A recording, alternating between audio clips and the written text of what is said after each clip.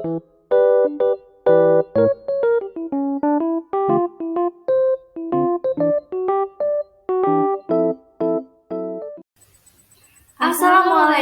warahmatullahi wabarakatuh. Salam sejahtera bagi kita semua. Yang terhormat, Bapak dan Ibu penguji. Pada kesempatan kali ini, kami akan mempresentasikan materi mengenai perlawanan Indonesia terhadap VOC. Sebelum kami mempresentasikan materi ini, kami akan memperkenalkan diri kami. Saya, Juanita Dia Pradana, nomor absen 17 dari kelas MIPA 4.6. Dan saya, Jovita Putri Aulia, nomor absen 18 dari MIPA 4.6. Berikut saya akan memaparkan poin-poin diskusi pada presentasi kali ini. Yang pertama yaitu, mengapa bangsa Indonesia melakukan perlawanan terhadap VOC. Selanjutnya, siapa saja tokoh yang berperan dalam perlawanan terhadap VOC. Lalu, bagaimana cara mereka melakukan perlawanan tersebut? Kemudian, di mana saja pemberontakan VOC itu terjadi? Kapan terjadinya perlawanan VOC di berbagai daerah?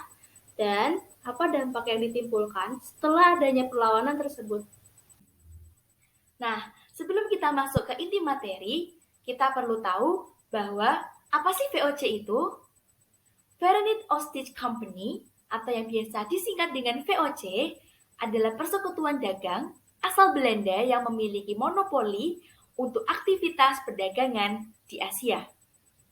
VOC sendiri didirikan pada 20 Maret 1602. Nah, VOC adalah kongsi dagang terbesar asal Belanda yang pada abad ke-17 menguasai pusat perdagangan di wilayah Asia. Pada waktu itu, VOC melakukan monopoli yang luar biasa terhadap jalur perdagangan rempah-rempah. Selanjutnya, saya akan menjelaskan mengenai latar belakang terbentuknya VOC. Kedatangan Belanda ke Nusantara berawal pada abad ke-16 di mana Belanda membuat ekspedisi pelayaran untuk mencari kepulauan rempah-rempah. Dalam ekspedisi itu, dikirimkan 4 kapal dengan 249 awak dan 64 pucuk meriam berangkat di bawah pimpinan Cornelis de Houtman. Baru pada Juni 1596, kapal-kapal de Houtman sampai di Banten yang merupakan pelabuhan dengan penjualan lada terbesar di Jawa Barat. Temuan Houtman ini yang menjadi paduan bagi penjelajah Belanda yang menggelar ekspedisi besar-besaran ke Nusantara. Selanjutnya, pada Maret 1599, Jacob van Eyck tiba di Kepulauan Rempah-Rempah, Maluku. Ia kemudian kembali ke Belanda dengan mengangkut banyak rempah-rempah. Keuntungan yang didapat Jacob van Eyck itu memikat banyak pengusaha Belanda dan terjadilah persaingan dagang yang justru membuat keuntungan menjadi semakin kecil. VOC kemudian didirikan oleh Perkumpulan Saudagar Belanda di bawah pemerintah pada tahun 1602 dengan pusatnya di Amsterdam. VOC didirikan pemerintah Belanda dan Serikat Dagang sebagai solusi dari persaingan harga rempah-rempah yang semakin liar.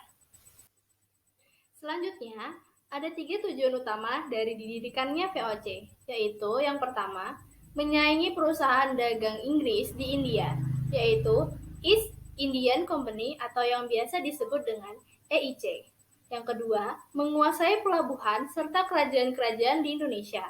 Ketiga, melakukan monopoli perdagangan rempah-rempah di Indonesia. Selain adanya tujuan didirikannya VOC, di samping itu ada tindakan-tindakan yang merugikan bagi rakyat Indonesia yang dilakukan oleh VOC, yang dapat memicu adanya perlawanan rakyat Indonesia terhadap VOC. Antara lain, yang pertama ada menarik upeti dari raja-raja yang telah ditaklukkan oleh Belanda. Yang kedua, ada menarik pajak dari rakyat dalam bentuk hasil-hasil bumi. Selanjutnya, yang ketiga ada melakukan aktiparsi, yaitu menebas, menghancurkan, membinasakan komoditas ekspor rempah-rempah agar tidak terjadi kelebihan produksi yang menyebabkan turunnya harga.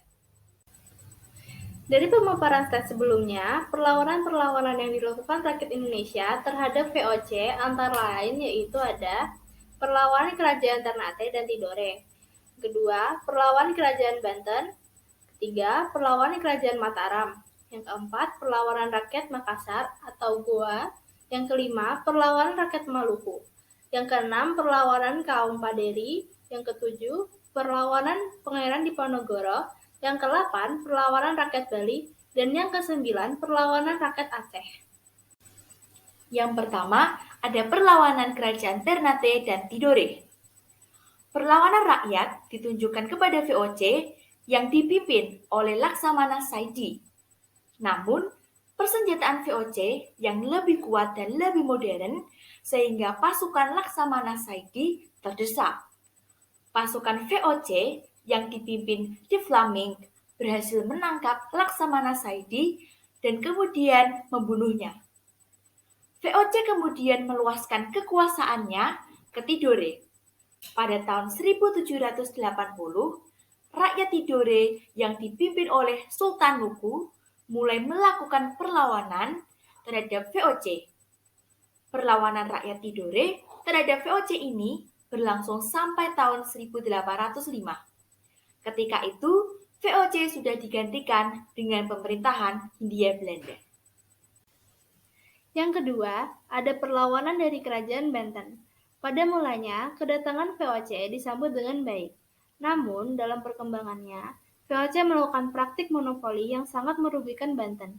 Selain itu, VOC juga merebut pelabuhan Jayakarta pada tahun 1619. Saat menguasai Banten, VOC menerapkan politik adu domba antara Sultan Ageng Tirtayasa dengan Sultan Haji. Rakyat Banten di bawah pimpinan Sultan Ageng Tirtayasa pada tahun 1651 sampai 1682 melakukan perlawanan gerilya terhadap Banten, pertahanan VOC di Banten dan Jayakarta. Dalam suatu pertempuran, Sultan Ageng berhasil ditangkap oleh VOC yang dipimpin oleh Kapten Tak dengan bantuan Sultan Haji. Sultan Ageng pun dipenjarakan di Batavia, sedangkan Sultan Haji diangkat oleh VOC sebagai penguasa Banten. Selanjutnya ada perlawanan Kerajaan Mataram. Kegiatan monopoli yang dilakukan VOC, khususnya di wilayah kekuasaan Mataram, sangat merugikan, terutama merugikan perekonomian Kerajaan Mataram. Selain itu, VOC dianggap telah membawa pengaruh buruk terhadap budaya Jawa dan Islam. Oleh karena itu, Sultan Agung berencana menyerang posisi VOC. Beberapa kali serangan Mataram ke Batavia mengalami kegagalan karena jarak yang jauh, dan selain itu, VOC menggunakan segala cara untuk menumpas pasukan Mataram. Selanjutnya, ada perlawanan dari rakyat Makassar. Kemajuan Makassar sebagai bandar pelabuhan yang strategis menarik perhatian VOC untuk menguasainya. VOC melakukan beberapa taktik untuk menguasai Makassar, diantaranya mengadu domba kerajaan Goa dengan kerajaan Bone, menerapkan sistem monopoli yang merugikan Makassar. Pada tahun 1633, Sultan Hasanuddin mengobarkan perang terhadap VOC yang disusul dengan penyerangan terhadap pasukan VOC. Pada tahun 1634, VOC balik menyerang Makassar. Peperangan berlangsung dari tahun 1633 sampai tahun 1668. Perlawanan rakyat Makassar akhirnya mengalami kekalahan setelah digempur oleh pasukan VOC yang dibantu oleh pasukan Raja Bone yaitu Arupalaka. Sultan Hasanuddin akhirnya menyerahkan kepada VOC dan dipaksa menandatangani perjanjian Bongaya pada tahun 1668. Perlawanan rakyat Maluku. Sejak masa VOC, rakyat Maluku telah mengalami penderitaan dengan adanya sistem monopoli perdagangan, pelayaran hongi, dan lain-lain. Penderitaan tersebut terus berlanjut setelah VOC dibubarkan dan kekuasaannya diambil alih oleh pemerintah Belanda. Akibatnya, pada awal abad ke-19 muncul perlawanan terhadap pemerintahan kolonial Belanda.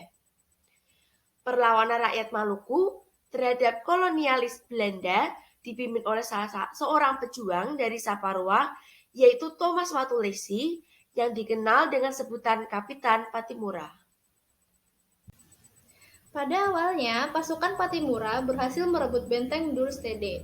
Dalam pertempuran di benteng Dorstede, banyak tentara Belanda yang tewas termasuk Residen van den Berg beserta keluarganya, kecuali putranya yang masih berumur 5 tahun. Pertempuran pun akhirnya meluas ke seluruh wilayah Maluku. Belanda menyerahkan banyak pasukan untuk menggempur perlawanan Pattimura. Pasukan Belanda mulai disebar di beberapa wilayah Maluku seperti di Pulau Saparau, Ambon, dan Haru.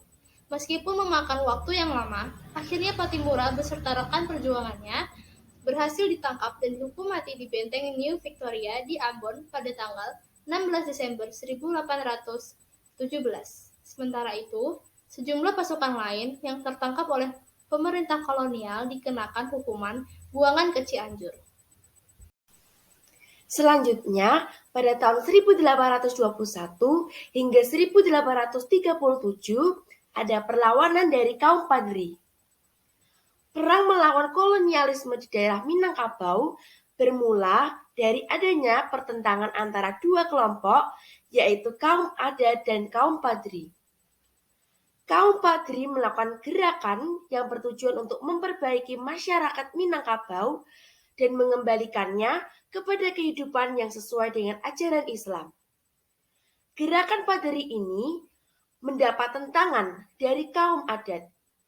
Pertentangan kedua golongan ini berubah setelah adanya campur tangan pihak Belanda yang kemudian membantu kaum adat. Akibatnya, kaum Padri mengangkat senjata untuk melawan Belanda yang hendak menanamkan kekuasaannya di Minangkabau. Pada akhirnya, Belanda mengerahkan segenap kekuasaan untuk menggempur pasukan kaum Padri, sehingga banyak menimbulkan korban jiwa pada tahun 1837. Belanda berhasil menguasai daerah Bonjol, sedangkan pemimpin kaum Padri yaitu Imam Bonjol berhasil ditangkap dan dibuang ke Cianjur, Jawa Barat. Berikut adalah gambaran bagaimana kaum Padri melawan Belanda. Selanjutnya, ada perlawanan dari Pangeran Diponegoro pada tahun 1825 sampai 1830. Dominasi kekuasaan Belanda semakin bertambah di Pulau Jawa. Hal ini mengakibatkan beberapa kerajaan di Pulau Jawa banyak mengalami kerugian dan pertikaian termasuk Kerajaan Mataram. Perpecahan intern di kalangan istana semakin memperlemah Kerajaan Mataram. Setiap pertentangan antar keluarga istana selalu mengundang campur tangan pihak Belanda yang pada akhirnya merugikan pihak istana sendiri. Pada masa Daendels, Belanda menghendaki persamaan derajat dengan Sultan dalam kunjungan resmi di keraton. Daendels menuntut agar para pembesar Belanda duduk sejajar dengan raja. Selain itu, Belanda berusaha memasukkan budaya barat, seperti minum-minuman keras dan pesta dansa ke dalam keraton. Hal ini mengakibatkan kesan buruk bagi Sultan di mata pemuka agama. Kondisi kerajaan Mataram yang demikian membuat kelompok bangsawan dan kaum ulama berusaha menentang pemerintah kolonial. Salah seorang bangsawan yang anti Belanda adalah Pangeran Ontowiryo yang dikenal dengan nama Diponegoro. Beberapa tindakan Belanda yang sewenang-wenang menyebabkan Perang Diponegoro atau Perang Jawa. Perang Diponegoro ini menggunakan taktik gerilya di beberapa daerah seperti Yogyakarta, Pekalongan, Banyumas, Rembang, Madiun, maupun Semarang. Peperangan yang dilakukan di beberapa daerah tersebut dikoordinasi oleh pemimpin daerah dengan tetap menjaga hubungan dengan pemerintah pusat di Yogyakarta. Pemerintah kolonial Belanda berusaha mencari taktik untuk menghadapi Perang Diponegoro. Pada tahun 1827, Jenderal de Kock membuat siasat perang baru yang terkenal dengan Benteng Stelsel. Sistem ini bertujuan untuk mempersempit ruang gerak pasukan Diponegoro. Benteng Stelsel merupakan sarana pembangunan benteng-benteng pertahanan di daerah-daerah yang telah dikuasai oleh Belanda. Belanda berusaha menangkap Pangeran Diponegoro dengan cara yang licik. melalui perantaraan Kolonel Clarence pada 16 Februari 1830, Pangeran Diponegoro bersedia untuk diajak berunding. Perundingan akhirnya gagal dan Pangeran Diponegoro kemudian ditangkap di tempat perundingan, lalu kemudian dibawa ke Manado tahun 1834, dipindahkan lagi ke Ujung Pandang dan meninggal pada 8 Januari 1835. Selanjutnya, ada perlawanan dari rakyat Bali. Penyebab timbulnya perlawanan rakyat Bali terhadap pemerintah kolonial Belanda adalah persoalan hak tawan karang yang dimiliki oleh kerajaan-kerajaan Bali. Pada tahun 1844, kapal Belanda terdampar di pantai Buleleng, sehingga kapal Belanda menjadi hak milik penguasa Buleleng menurut hukum tawan karang. Di sisi lain, Belanda menuntut agar Raja Buleleng mengembalikan kapal beserta seluruh isinya. Tetapi permintaan tersebut ditolak oleh Raja Buleleng. Belanda mengeluarkan ultimatum kepada Raja Buleleng yang disusul dengan pengerahan pasukan untuk menyerbu Buleleng pada tahun 1846. Akhirnya, Raja Buleleng bersedia berunding untuk menghindari jatuhnya banyak korban. Akan tetapi, Raja Bali tidak mau tunduk pada perjanjian tersebut.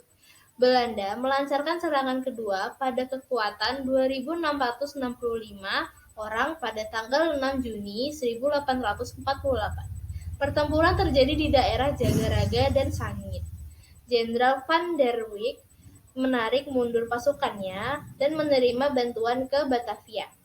Belanda kembali berusaha menyerahkan pasukannya yang lebih besar pada tahun 1849 di bawah pimpinan Jenderal Michels. Pada akhirnya, tanggal 16 April 1849, Benteng Jagaraga jatuh ke tangan Belanda. Berikut adalah gambaran peperangan antara kolonial Belanda dan Kerajaan Bali. Selanjutnya ada perlawanan dari rakyat Aceh. Ketegangan antara Kerajaan Aceh dan Belanda mulai muncul pada tahun 1858 akibat dominasi Belanda di wilayah Aceh. Ketegangan pun berlanjut pada tahun 1871 ketika ditiadakannya traktat antara Inggris dan Belanda. Traktat ini disebut Traktat Sumatera yang isinya dirasakan mengancam kedaulatan Aceh. Dalam traktat ini ada ketentuan bahwa Inggris memberi kebebasan kepada Belanda untuk mengadakan perluasan daerah di Sumatera, termasuk daerah Aceh. Traktat Sumatera ditandatangani pada tanggal 2 November 1871 antara Britania Raya dengan Kerajaan Belanda yang menghasilkan 2 poin penting yang dimuat dalam Stadblad van Nederland-Indisch over het jaar 1872 nomor 94. Dan Perang Aceh sendiri berlangsung antara tahun 1873 hingga 1904. Berikut ada ilustrasi gambar dari perlawanan rakyat di Aceh. Kesimpulan yang dapat kita ambil dari presentasi kali ini adalah dengan adanya perlawanan tersebut secara umum dapat menyebabkan banyak kerugian secara materi dan jatuhnya banyak korban jiwa dari kedua belah pihak. Akan tetapi, juga ada sisi positifnya dari kedatangan Belanda tersebut, yaitu terdapatnya kemajuan dalam bidang industri, munculnya golongan cendekiawan, majunya pembangunan seperti akses pembangunan jalan, dan lain sebagainya. Sekian pemaparan presentasi dari kami mengenai perlawanan Indonesia terhadap VOC. Mohon maaf jika ada kesalahan pada presentasi kami. Sekian dan terima kasih. Wassalamualaikum warahmatullahi wabarakatuh. Sampai jumpa!